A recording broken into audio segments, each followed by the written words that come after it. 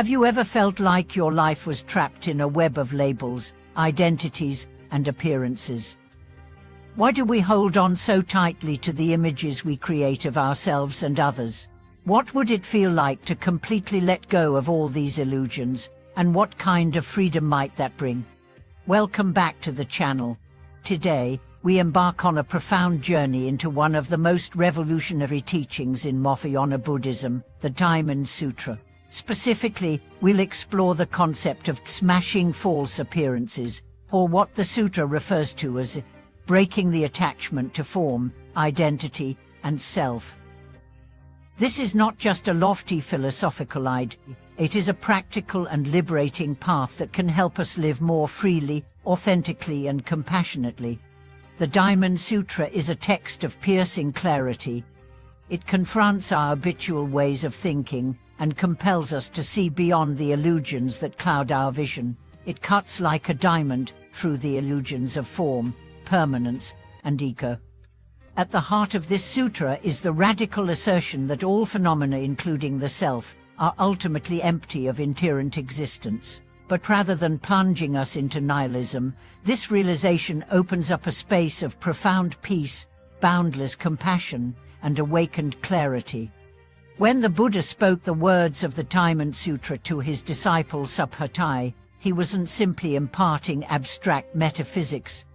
He was pointing to a direct and radical way of being in the world. He was offering a vision of life untouched by ego, free from clinging, and liberated from suffering, not in some distant realm, but right here and now. And that's what we are going to explore today. To live in the light of the Diamond Sutra is to practice seeing things as they truly are, fleeting, interconnected, and empty of fixed identity. But this isn't about retreating from life or becoming passive. Rather, it's about engaging life from a place of clarity and freedom, embodied by the stories we tell ourselves. So how do we break through these illusions? And how can this teaching transform our everyday experience? Let's begin by understanding the meaning of the destruction of appearances. In Buddhist philosophy, it refers to the utter form or label of something. It is the surface identity that we usually cling to: man, woman, success, failure, beauty, ugliness, self, other. All these are forms. They are the appearances we perceive and grasp as if they were ultimate reality. But the Diamond Sutra says something radical. These appearances are not what they seem. They are not solid, or permanent, not independently existing. They are constructions, mental projections shaped by karma, perception, and habitual thought patterns. And the moment we attach to them, we suffer. Think about how often we define ourselves by roles or images. We say, I am a teacher, I am a parent, I am successful, or I am a failure. These are not just descriptions, they become identities that shape our emotions, our behavior, and our sense of worth. But what happens when those identities are threatened or removed? We suffer. Why? Because we believe in the solidity of the image. The Diamond Sutra tells us that when we can see through these images, we touch the true nature of reality, which is vast, dynamic, and free. The moment we stop clinging to the form of things, our ideas about who we are and what the world is, we experience liberation. This is the wisdom of non-abiding. Nothing is fixed, nothing is separate. All things arise interdependently and dissolve again. But how do we train the mind to see this truth, especially when the pull of identity and appearance is so strong? It begins with mindfulness, a deep, sustained awareness that watches our thoughts and reactions without grasping. When we feel the urge to judge, to define, to cling, we gently ask, who is it that is judging?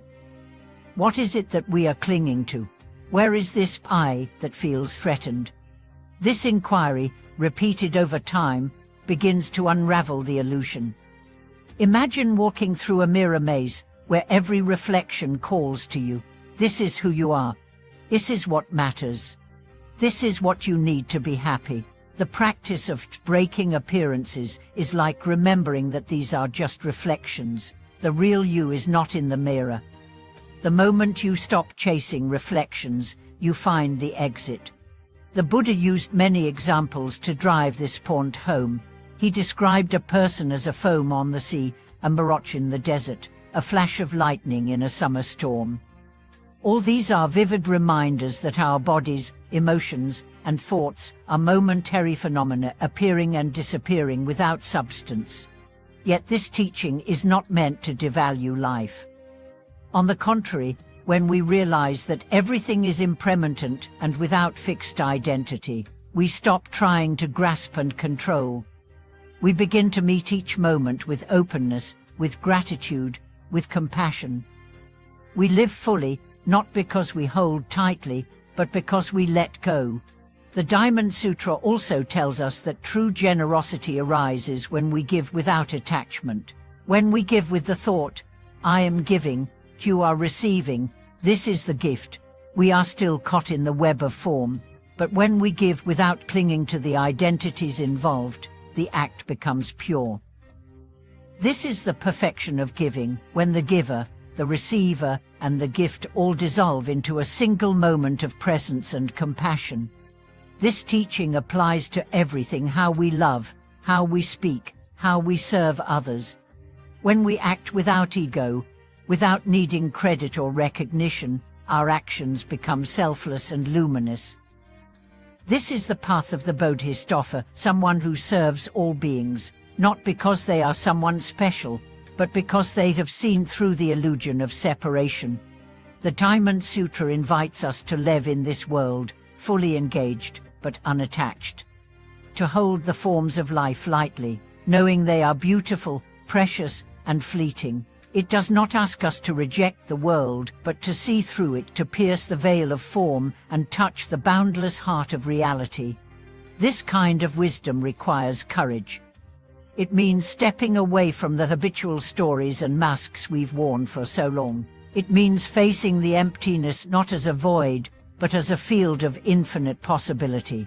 And when we do, we discover that emptiness is not cold or indifferent. It is the ground of compassion, the space where love can flow freely, unconditioned by fear or grasping. Let us return to daily life with this awareness. The next time someone insults you, ask, to whom is this insult being given? Can you find a fixed self that has been hurt? Or is it just a passing wave on the ocean of consciousness? The next time you find yourself craving success or fearing failure, ask, what is this success? What is this failure? Are they permanent? Are they truly mine? Watch how the grip loosens. In relationships, in work, in solitude, keep returning to this inquiry. Who is thinking? Who is feeling? Where is the self? Over time, the mind softens, the heart opens. Life becomes lighter, more fluid, more joyful. The freedom offered by the Diamond Sutra is not something far away.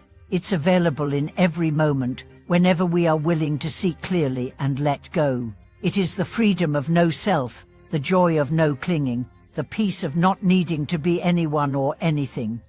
Thank you for watching today's video.